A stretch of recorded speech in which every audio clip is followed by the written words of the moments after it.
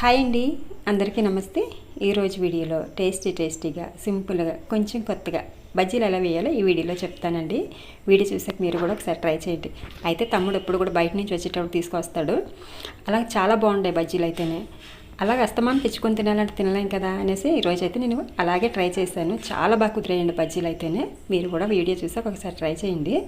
ముందు ఉడికించుకుంటే బంగాళదుంపలు గిన్నెలో వేసుకుని మెత్తగా మెదుపుకోవాలి.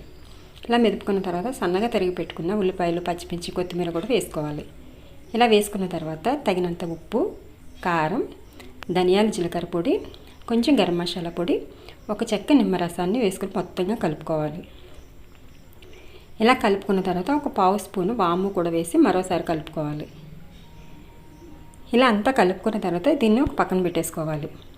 ఇప్పుడు వేరే గిన్నె తీసుకుని అందులోకి 2 కప్పులు శనగపిండి తీసుకోవాలి. అందులోకి వాము, ఉప్పు, కారం, అలాగే కొంచెం గరం మసాలా పొడి, ధనియాల, జీలకర్ర పొడి కలిపింది వేసాను అనమాట. కొద్దిగా నీళ్లు పోసి బజ్జీల పిండిలో కలుపుకోవాలి. ఇలా కలుపుకున్న తర్వాత మనం ముందుగా బజ్జీ మిరపకాయలు తెచ్చుకుంటాం కదా, వాటికి ఇలా ఘాట్లు పెట్టేసుకోవాలి. ఇలా పెట్టుకున్న తర్వాత ముందుగా మనం బంగాళదుంప మిశ్రమాన్ని కలుపుకున్నాం కదా, దాన్ని కొంచెంగా ఈ బజ్జీల్లోకి ఇలా మొత్తం కూడా బంగాళదుంపని పెట్టేసుకోవాలి. బంగాళదుంప ముద్దని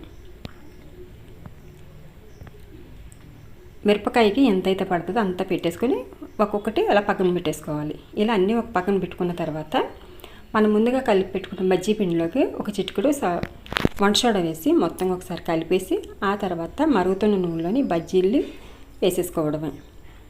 అంతేనండి, చాలా సింపుల్గా వేసుకోవచ్చు. టేస్ట్ చాలా బాగుంటాయి. ఎప్పుడు ఒకేలా కాకుండా ఇలా కొంచెం కొత్తగా ట్రై చేయండి.